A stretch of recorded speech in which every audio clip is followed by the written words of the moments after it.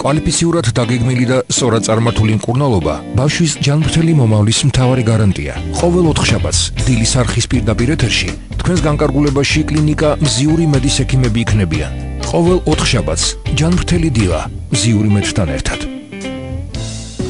ეთერში დაგიბრუნდით გადაცემით ჯანმრთელი დილა, კლინიკა მზიური მედის რადიომედის ერთობლივი პროექტი, როგორც ყოველთვის დღესაც აქტუალურ თემაზე ვისაუბრებთ, რადიოლოგია ბავშვებში, რა ასაკიდან არის მიზანშეწონილი ბავშვებში რადიოლოგიური კვლევები, როგორ მიმდინარეობს და კიდევ ძალიან ბევრ საინტერესო საკითხზე გვესაუბრება ჩვენი სტუმარი, ექიმი, რადიოლოგი შალვა წინწყალაძე. ბატონ შალვა, მოგესალმებით. მშვიდობისა, მივესალმები რადიო მსმენელს. მადლობა, რომ ჩვენთან ერთად ხართ და უპირველეს ყოვლისა მოდით კიდევ მოკლედ შევახსენოთ ჩვენს მსმენელს და მაყურებელს თუ რას მოიცავს რადიოლოგიური კვლევები და მერე უშუალოდ ბავშვებზე ვისაუბროთ, გისმენთ. რადიოლოგია, როგორც რამდენჯერმე ვისაუბრეთ, კიდევ ერთხელ სიამოვნებით შევახსენებ მსმენელს, რომ ეს არის საერთო დასახელება იმ კვლევებისა, რომელთაც შესაძლებელია შევაფასოთ ქსოვილები, ორგანოები, ადამიანის სხვადასხვა სხეულის სხვადასხვა ნაწილი, სხვადასხვა სისტემა და ეს შეფასება მოიცავს ბევრ რამეს, ამას ვეცდები საუბრის განმავლობაში მოვფინო ნათელი. კონკრეტულად რადიოლოგია არის ყველასთვის ცნობილი რენტგენი, ეგრეთ წოდებული ეკოსკოპია, ულტრაბგერით კვლევა, არის კომპიუტერული ტომოგრაფია და მაგნიტურეზონანსული კვლევა, რომელიც ასევე ყველას სმენია ამ ბოლო დროს რაღაც განშტოებები ემატება, ეს არის პოზიტრონულ-ემისიური ტომოგრაფია, ზოგჯერ ორი კვლევა ედება ერთმანეთს თუ შეიძლება ასე ითქვას, ფუნქციური და ანატომური და კიდევ უფრო სრულყოფილი სურათი მიიღება, როდესაც კითხვები არის გასაცემი რთულ, პასუხები აქვს თუ კითხვებზე გასაცემი. დიახ, და დღეს კონკრეტულად ბავშვებზე ვისაუბრებთ და უპირველეს ყოვლისა მაინტერესებს თუ რა ასაკიდან არის მიზანშეწონილი ბავშვებში რადიოლოგიური კვლევების ჩატარება. ამ ბოლო დროს და ეს ბოლო დრო არის რამდენიმე ათეული წელი, რაც გაჩნდა და დაიხვეწა ეგრეთ წოდებული ეკოსკოპია და მოდი ეს ტერმინი ვიხმაროთ, უფრო გასაგები იქნება. კი ბატონო. ეკოსკოპიას პრაქტიკულად და ნახევარ ხუმრობით ჩასახვის მომენტიდან იყენებენ და ნაყოფის ულტრაბგერით კვლევა ყველა კარგად ვიცით რომ ტარდება საკმაოდ ინტენსიურად უამრავ დედას, მამას, ან სხვა ნებისმიერ ადამიანს თითქმის ყველას უნახავს ეკრანზე ნაყოფის გულისცემა, როგორ მოძრაობს, სახის გამომეტყველება, მით უმეტეს თანამედროვე ტექნოლოგიები ამ სივრცული სურათის მიღების საშუალებას იძლევა, ანუ დაუბრუნდეთ კითხვას. პრაქტიკულად ვიმეორებს ჩასახვის მომენტიდან ნაყოფზე დაკვირვება შეიძლება და ამ შემთხვევაში და ასე დროს ყველაზე გავრცელებულია ულტრაბგერით კვლევა. თუმცა რამე გადახრით აღმოჩენის შემთხვევაში ნორმიდან ეცდება მაგნიტურეზონანსული კვლევა ყველაზე გავრცელებული ულტრაბგერის შემდეგ, შედარებით იშვიათად კომპიუტერული ტომოგრაფია. თავისი მაღალი ინვაზიურობის გამო და იმ კითხვებზე ხშირად პასუხს ვერ გვცემს, რაც გვაინტერესებს, ამიტომ ძირითადი მეთოდები ეს არის ულტრაბგერა და ხშირადაშიგ მაგნიტურეზონანსული კვლევა. კი ბატონო, და როდესაც ჩაგეკითხებით საუბრობთ ულტრაბგერაზე და მით უმეტეს, როდესაც მიზანშეწონილია და თუ საჭიროება მოითხოვს, შეიძლება რამდენჯერაც გამეორდეს ეს კვლევა. რამდენად უსაფრთხოა ეს მაინტერესებს და რა ინტენსივობით დავუშვათ შეიძლება რომ გაუკეთდეს ფეხმძიმე ქალბატონს ჩაუტარდეს ეს გამოკვლევა. მოგახსენებთ. თავისი არაინვაზიურობის და უსაფრთხოების მიუხედავად გარკვეულ ცვლილებებს ულტრაბგერა მაინც იწვევს მოლეკულურ დონეზე და მაინც იწვევს ნატიფ ქსოვილებში. ეს არ აისახება არანაირად ან იონიზაციის თვალსაზრისით ან სხვა რამე საშიშროების შექმნის თვალსაზრისით, თუმცა დაკვირვებებმა აჩვენა, რომ ხანგრძლივი კვლევა, ორსული ქალის ხანგრძლივი კვლევა იწვევს ნაყოფის აღგზნებას. ულტრაბგერას აქვს ასევე გარკვეულწილად და ციტბური ეფექტი, ეგრეთ წოდებული კავიტაცია და რყევაც. ამიტომ ნაყოფის კვლევა, ნატიფი ქსოვილების, მაგალითად თვალის ბადურის კვლევა, ასე რაღაც გარკვეული შეზღუდვები და არა ის რომ არ შეიძლება მოწოდებულია, რომ ეს კვლევები იყოს დასაბუთებული, გაკეთდეს მაშინ, როცა საჭიროა და არ იყოს ძალიან ხანგრძლივი. თუმცა ვიმეორებ, კონკრეტული მაგნე ეფექტი რომელიც გულისხმობს ჯანმრთელობის ან სიცოცხლის რისკის გაზრდას ხანგრძლივი ან ხშირი გამოყენების დროს ესეთი რამ ულტრაბგერას არ ახასიათებს. კი ბატონო, ეს რაც შეეხება მუცლადყოფნის პერიოდს და რაც შეეხება ჩვილობა, საჭიროებიდან გამომდინარე ინიშნება კი ბატონო რადიოლოგიური კვლევა, თუმცა მშობლებს ხშირად აინტერესებდა გვეკითხებიან, როგორ უნდა მოვამზადოთ პატარა ამისთვის.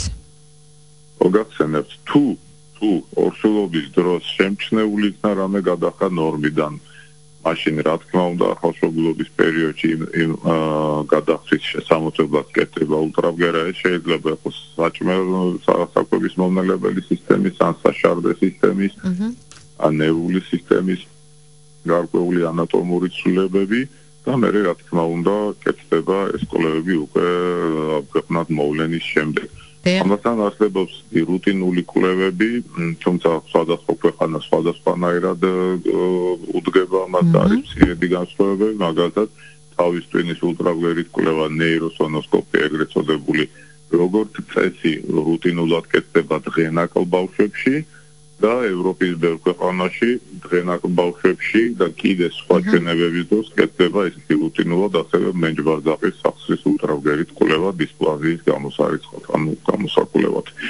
ბატონ შალვა, უკაცრავად ჩაგეკითხებით, რადგან მიდგომებზე საუბრობთ, ანუ რაც შეეხება ჩვენს მიდგომას, ჩვენთან როგორ ტარდება ეს კვლევები, როგორ მიმდინარეობს? ჩვენთან ულტრაბგერით კვლევა ნეიროსონოსკოპია უტარდება ახალშობილებს დღენაკლობის შემთხვევაში. თუმცა სხვა კვლევები ულტრაბგერით არის მხოლოდ ჩვენების მიხედვით, ანუ თუ არსებობს წინაპირობა ორსულობის დროს რამე გადახრა იყო ან მშობელს აინტერესებს, მაგ შემთხვევაში მუცლის დროს ულტრაბგერის კვლევას კეთდება საშარდე სისტემისაც და ნეიროსონოსკოპიას და გულისაც რა თქმა უნდა და ასე შემდეგ.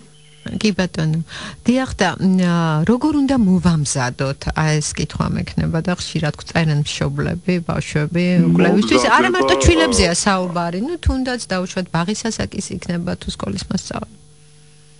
თუ ბავშვს უკვე შეუძლია მშობლების ზეგავლენით არის შეგნებულ ასაკში დაცალოს ნათლავები, ეს იქნება ძალიან კარგი მუცლის ზღვრისა და საშარდე სისტემის ულტრაბგერით კვლევისთვის, თუმცა ამას უნდა მოგახსენოთ, შეგნებული ასაკი და მოგვიანებით დიდი ასაკის ბავშვებში ხდება. სხვა მომზადება პრაქტიკულად შეუძლებელია და არ სჭირდება იგივე ნეიროსონოსკოპიას მომზადება არანაირად არ სჭირდება მენჯვარდას აბსოლუტურად მარტივია ეს კვლევები მაგ შემთხვევაში თუ დაუშვათ მაშინ მეც ჩაუღრმავდები და გეტყვი თუ გამოსარიცხია კუჭის პილორული ნაწილის სტენოზი და ამას ულტრაბგერით ვცემთ 100%-ით პასუხს მაშინ სასურველია 2-3 საათი მოიყოს, თუმცა უხშირესად სავსე კუჭის შემთხვევაშიც შესაძლებელია პილორუსის დანახვა და დიაგნოსტირება.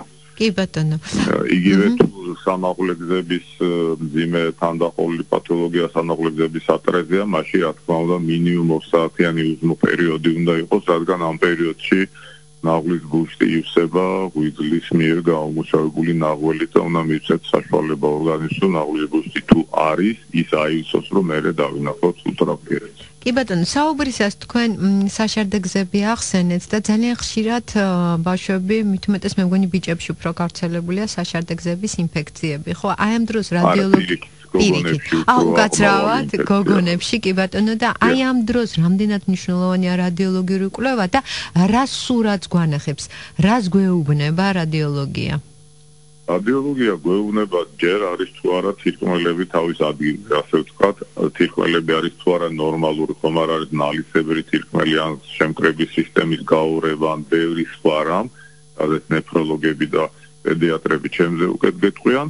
ულტრაბგერით ჩვენ ვნახულობთ ხომ არ არის შეგუბება გამომყოფ სისტემაში თირკმლის ან ხომ არ არის შეგუბებული უკვე გამომუშავებული შარდი ხომ არ გუგდება თირკმლის მენჩი, ფიალაში, შარდსაწვეთში რადონეზია შეფერხება შარდის გადასვლის და ვადგენთ რომელი ხარისხის ჰიდრონეფროზი, ანუ რამდენად არის შარდი შეგუბებული თირკმეს ეს ულტრაბგერი და შემდეგ ამას როგორც წესი ნეფროლოგის გადაწყვეტილებით მოყვება ხოლმე რეფლუქსის ანუ შარდის უკუადინების, შარდის ბუშტიდან, შარდსაწყვეტიდან თირკმელში უკან დაბრუნების ქცევის ხარისხი არის რომელი ხარისხია და იმის შემდეგ რა თქმა უნდა იგეგმება სტრატეგია მოქმედების მკურნალობა იქნება ოპერაცია თუ ორივე ერთად. დიახ და ამასთან დაკავშირებით კიდე ერთი კითხვა.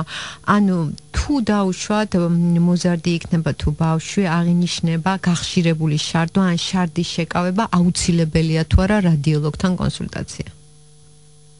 ხშირი შარდის შემთხვევაში თუ მასთან ახლავს წვა შარდის ფერისა და გამქირავობის სუნის შეცვლა, რა თქმა უნდა, მაშინ ულტრაბგერით სასურველია ინახოს თირკმელები და შარდის ბუშტი ხშირად ცისტიტია, შარდის ბუშტის ანთება ეს ტერმინის მოსახლეობისთვის ცნობილია. დიახ.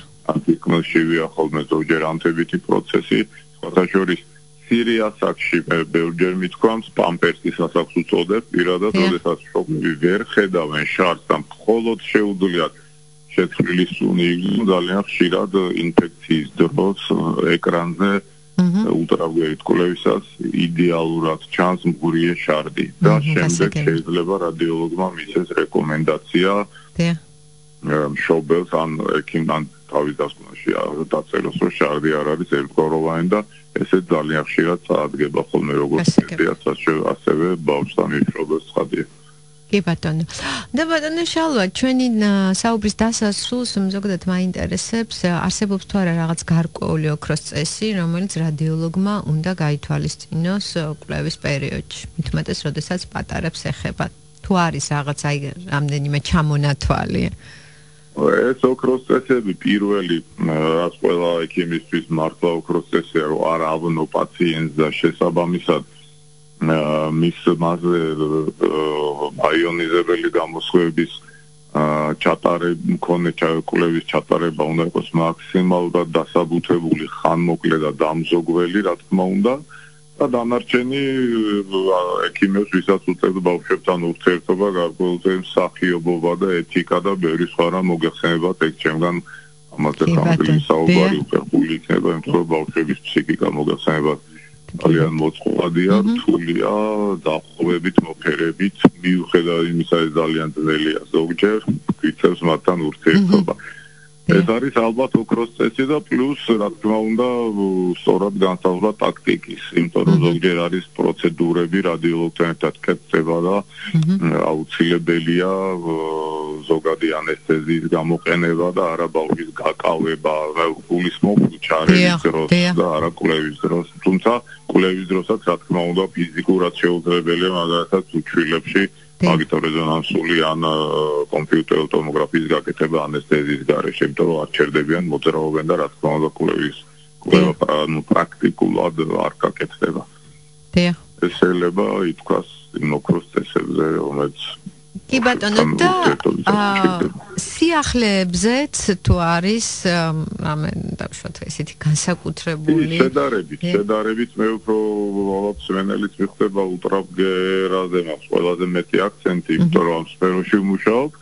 სიახლეები არის რაც ეს ულტრაბგერა გაჩნდა და შემდეგ დაიხვეწა და აღმოჩნდა რომ ამაზე ჩვენ გვისაუბრეთ ეთერში, იგივე კუჭის პილორული ნაწილის სტენოზის დიაგნოსტიკა ულტრაბგერით ხდება ზედმიწევნის ზუსტად და 100%-ით, ესეც ხშირად მithქვამს. კი ბატონო.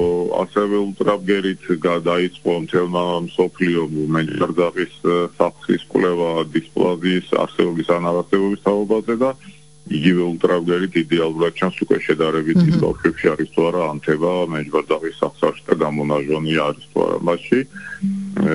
ასევე ულტრაბგერა ძალიან წინ წაიწია თუ შეიძლება ასე ითქვას და ბევრად შეზღუდა კვლევის სხვა მეთოდები ფილტვების ანთებისა და პლევრის ანთების დიაგნოსტირებაში. აქ მე ბევრჯერ მithქვამს პნევმონია ან ფილტვების ანთება ჩანს იდეალურად ბავშვებში, პლევრაში გამონაჟონი ასევე იდეალურად, თუმცა კიდე გავიმეორებ, ადრეც მithქვამს ჯანმრთელი ზედაპირების მქონე ფილტვის სიღრმეში რა ხდება ულტრაბგერისთვის, ამის დანახვა პრაქტიკულად შეუძლებელია, ამიტომ ჩვენ უნდა ვიცოდეთ რა კითხვებზე შეუძლია ამ კვლევას ან სხვა კვლევებს პასუხის გაცემა. კი ბატონო, ძალიან დიდი მადლობა ესეთი საინტერესო საჭირო საუბრისთვის. წარმატებებს გისურვებთ. ექიმი რადიოლოგი შალვა წინწყალაძე იყო ჩვენი სტუმარი. საუბრის თემა რადიოლოგია ბავშვებში. რადიომედის დილის არხი აგრძელებს მაუწყებლობას. კვალიფიციურად დაგეგმილი და სწორად წარმართული მკურნალობა ბავშვის ჯანმრთელი მომავლის მთავარი გარანტია. ყოველ ოთხშაბათს დილის არხის პირდაპირ ეთერში თქვენს განკარგულებაში კლინიკა მზიური მედის ექიმები იქნებიან. ყოველ ოთხშაბათს ჯანმრთელი დილა მზიური მედთან ერთად.